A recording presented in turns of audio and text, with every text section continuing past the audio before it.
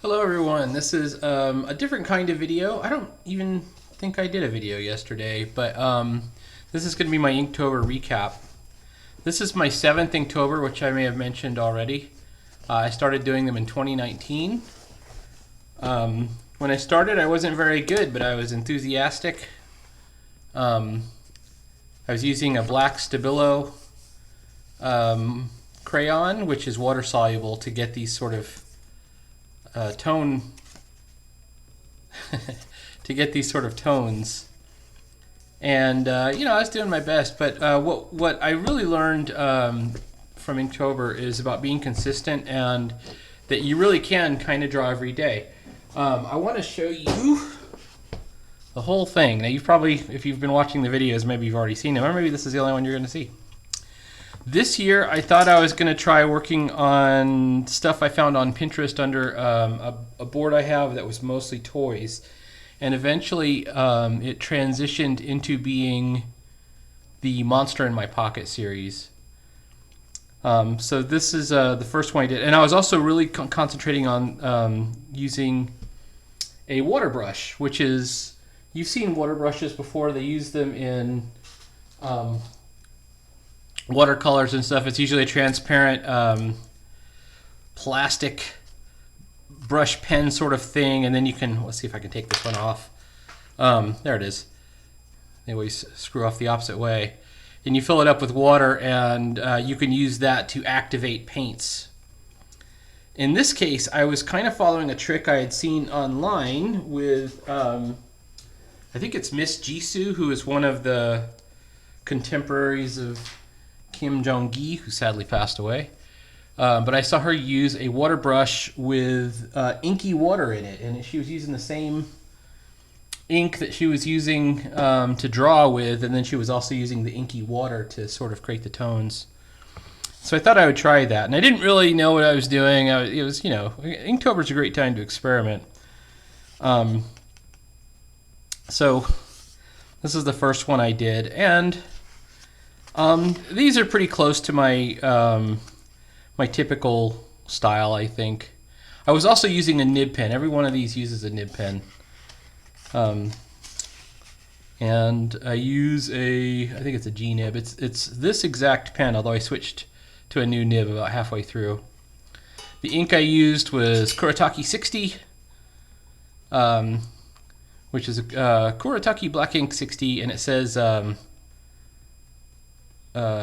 smudge proof with alcohol based markers. And that's the reason I got it, because I was going to be taking a marker class later this month, which I'm already in. Okay, so I think this is kind of timid use of the brush pen. I was only using one tone. You can see there's a dark tone, and that's it.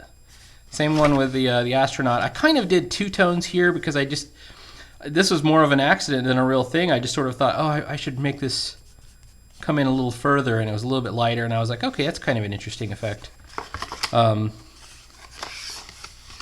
This guy just has pretty much one tone, but I did kind of learn something about toning the ground and the shadows underneath, and I started to do some variations down there. On this one, I wasn't too happy with it, and I ended up outlining him with a white Posca pen. I tried some dry brush down here. And I was trying to get like a kind of an inky squiggle line over here, which I think I failed on that. But you might notice some patterns in the background. I was kind of experimenting, like, could we make a scene in the background here just using the water brush? I think I'd like to try that some more. This one I really like the drawing. I made a little mess here. But you can see I've definitely got more than one tone. Like, I've got a dark tone and a light tone. And I'm trying to get metallic effects and things like that.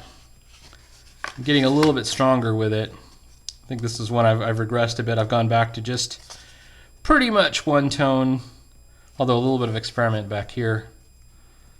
Minimal shading. I'm looking for the light source, which is a good thing. And I did this one over here. I'm not even sure if this is a real toy. It might have been somebody's AI creation, but my drawing is real. Like, I drew it from reference. And I drew the little creature in the back and all this other stuff. So, all right, cool. I could probably even do some more pencil erasing. Left some pencil lines on there. I left a lot of pencil lines down there on all of these. And a lot of times the motivation was, I was just so excited to get to the ink stage.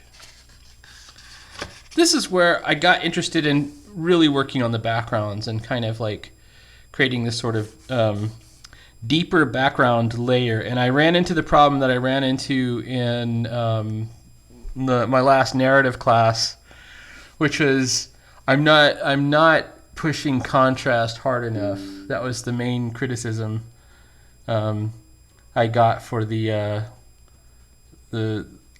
big project at the end. Is like, oh, you really got to make more contrast. When you're using gray tones, you've got your white, and you've got a gray tone, but and you've got black, but you gotta really pump the contrast to bring the figures out.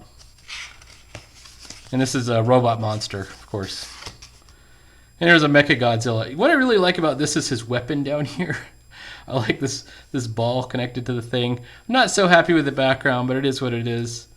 I was thinking I'll just make like a fading in the background, like you make it a lighter tone so it's like in the distance. Once again, I like my shadows down here. The kind of things that I'm noticing are probably really minor features when I'm not really considering the figure as much as like how I'm applying a technique and whether it worked or it didn't work. And this is the breakthrough drawing. So this is Grizzlor. But if you look closely, you can see that the bat is really good in dark, and so are the boots. And we've got gray tones too, but the bat is sharply defined, better contrast. And I realized when I finished this guy that I could use this as kind of a superpower on any future drawings using this technique. So this, if you're messing around with a water brush today, think about layering on to create more contrast. In this case, I had painted it dark, and then I painted the outside. It was still too close, and I painted it again, and then I painted it again. I did like 2 or 3 layers just to bring out the darkness on this little bat symbol on his chest. And at that point, I kind of understood what I wanted to do. Now, this is the first one I did with that knowledge, and I tried to really layer in to pop the figure out, this dinosaur figure. And I thought I'll even do some lighter stuff in the background, maybe some foliage or something. And I think I got a pretty good effect on him, although now I'm looking at it, I would have gone even further. I should have gone a little darker. And then eventually I found the monster in my pocket figures, and this is the first one I did, which was the vampire. And looking back at the Grizzlor one, I was able to, I wanted to get as dark as possible, and also I ran into sort of the watercolor problem, which is when you start layering wet stuff on wet, eventually you reach a point where it's not saturating, it's actually washing away. So there's some kind of lighter spaces in the tomb opening back here. But I was able to control it all, and you can see a definite outline between the black shadow and then the figure, and it's all just water brush, right? So and that's all done with layering. So a great lesson learned. And then I tried to apply it on a bigger scale on the next day. This is a Medusa monster in my pocket figure. And I went as dark as I could on the background. I kind of improvised these Greek columns, and for the figure itself, I went minimal on shading. I just wanted to get, sort of catch her in the light as if she was coming out. And also the ink was slightly wet here, so when I started erasing or something happened, it smudged, but it looks okay. It looks fine. This is a Jotun troll, which is a very rare monster in my pocket figure. And I didn't go super dark on this, but I really like the figure. I did some texturing with layers on his little outfit and his boots and stuff. and his beards. I like all the figures here. I think they're all interesting looking figures. And here's where this Grim Reaper is where I kind of put it all together. I had the layering, you know, of the high contrast stuff, and then I had a light source. And the light source, I wanted to sort of make sure that it was lighter around the light source, and it was picking out, you know, it was lighting up the figure in a logical way, and then it was fading to dark back here. So I'm really pleased with my Grim Reaper. This would be a cool sticker or print or something like that. I like how this guy came out. This one is Spring Heel Jack. I like him too. You can see he's got high contrast dark black on this rib cage looking area. Minimal background, but it's just kind of layered in, and I was kind of taking advantage of the natural sort of noise that watercolor makes to create these little variations and things. He might be a good sticker too. He's not a super elaborate drawing. It's very simple, but simplicity is, you know, something I often strive for. So this was cool. Once again, an experiment with both the layering in the dark, high contrast, and lighting. So I've got underlighting going up. This is a Wendigo, or Windigo, as it's called in Monster in My Pocket. And I used darker shadows up at the top, and then lighter shadows around the figure, and then kind of tried to go. You can actually, if you get close enough, I don't know if you can see it, you can actually see where I did layering over layering, right, to get the higher contrast. And here's a zombie, and here's where I feel like I am starting to get better at a whole background picture. I was meant to have a moon there, but I painted over it accidentally, and I thought, okay, we'll just leave it. It's a moon. It's a dark moon.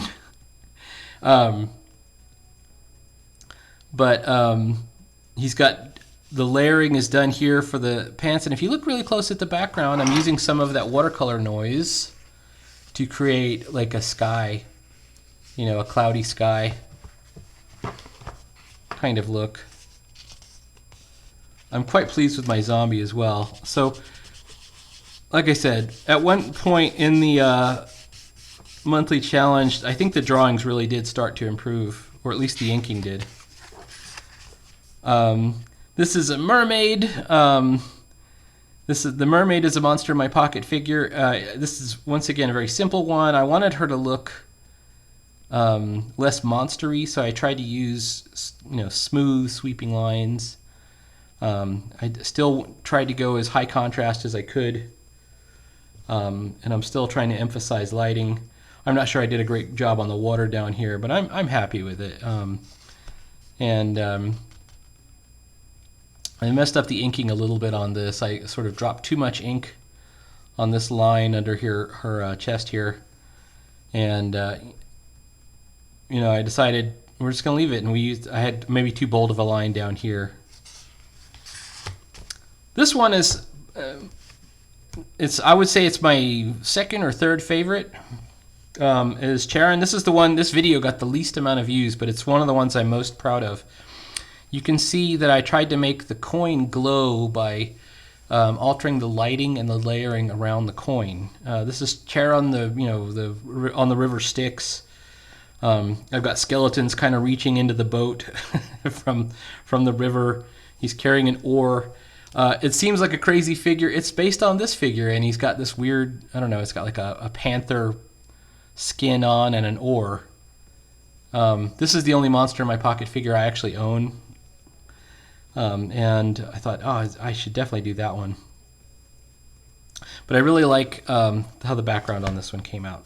I don't think the boat came out very good, but composition-wise and lighting-wise, I like it.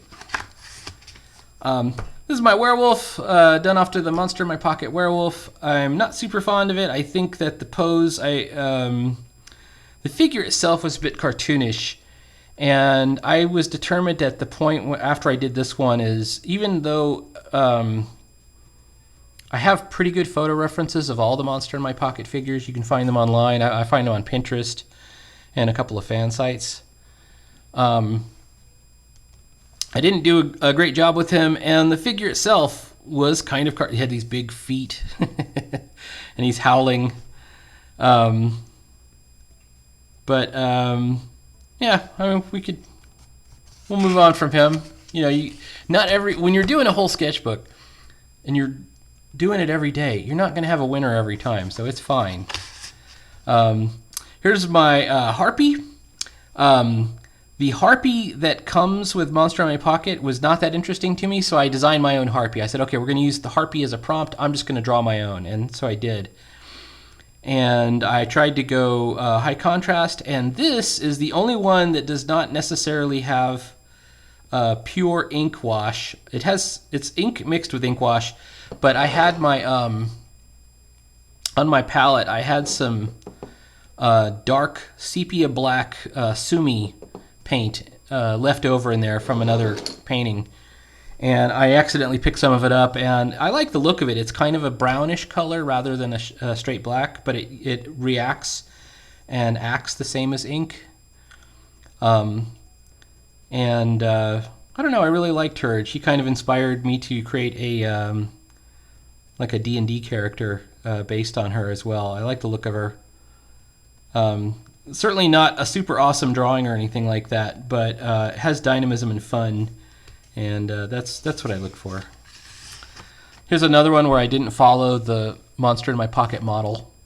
This one is a Tengu. A Tengu or Kenku. Is it Tengu or Kenku? I think a Tengu in Monster in My Pocket looks a certain way. I think the Tengu has like a dog face looking Monster in My Pocket. There's a Tengu in D&D too.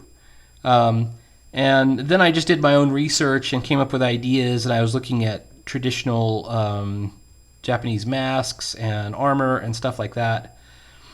And I eventually came up with this character, and I quite like him. And you can see the layering I tried to do. I tried to do patterns on his like his jacket, his armored jacket, and everything like that. That's one of the most interesting things to me about the Japanese armor. It often has patterns, right? And Matisse also was great at patterns. So I love the idea of adding patterns. Some of the patterns are kind of lost when I shaded them out, but it's fine. All right. This is my favorite one. This is the Jabberwock, and as I was drawing it, I knew it would be bigger.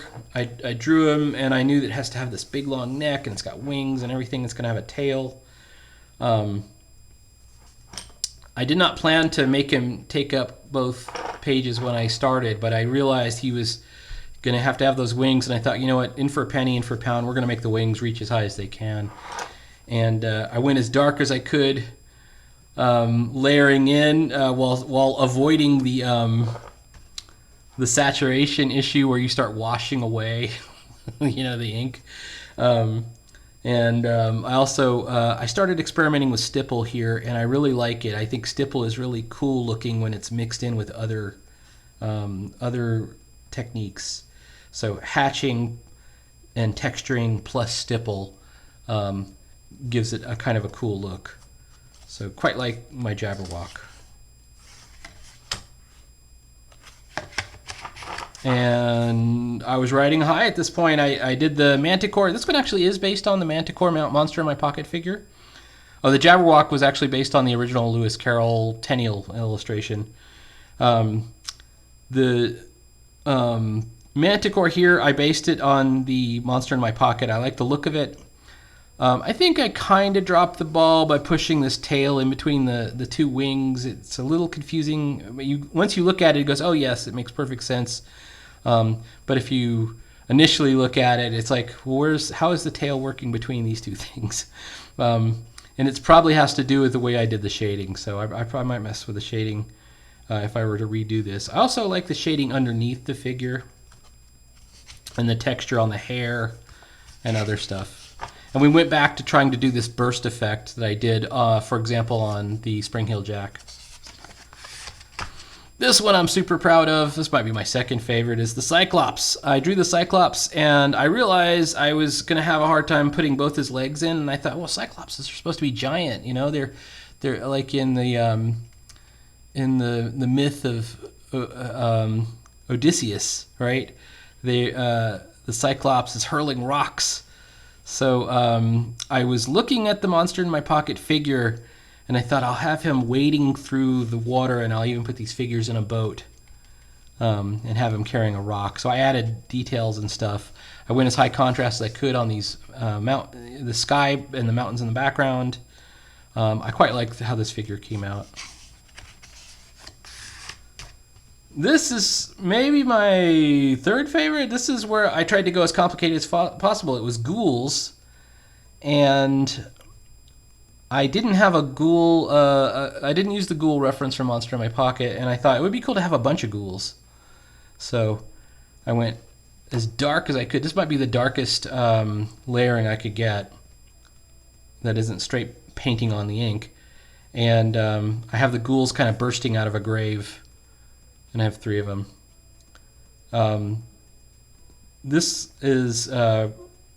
would make a good sticker as well, or print. It's really cool. It's tiny, but I quite like it. Okay, which one is this? Monster in My Pocket had a couple of controversial figures, one of which was Kali, which was eventually taken off market because Kali isn't necessarily a monster. It's also a Hindu deity. I renamed mine Lilith, and I didn't use the Monster in My Pocket figure as my reference. I just sort of invented a reference. I had the idea of a character in a garden surrounded by flowers, but destructive. And I put the fan in her hand because I had just read Lord of Light with... I'd listened to the audiobook, and she has a fan in that book, and so it's the character, and I thought that would be really cool. So I quite like her. I don't think I exactly nailed the look. I probably cut off her legs in the wrong area. My flowers are not flowery enough, but I'm cool with it. Like I said, they're not all going to be perfect.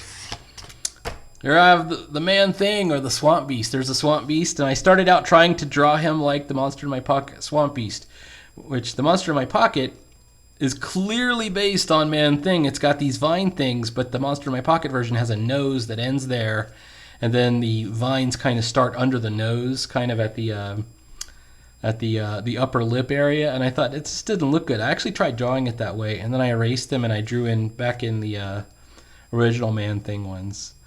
And I have him here crawling out of a swamp. He's like, you know, you're gone to the pool and you have to get out of the water, and you're pushing up on the edge of the pool to get out.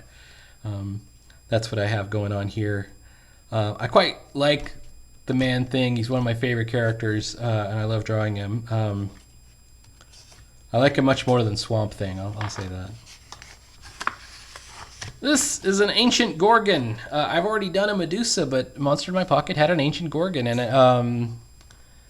I thought, okay, let's do that. Let's do the ancient Gorgon. It's different from a regular Medusa, although it's got the snakes for hair. It's also got wings. And as I was drawing it, I was thinking of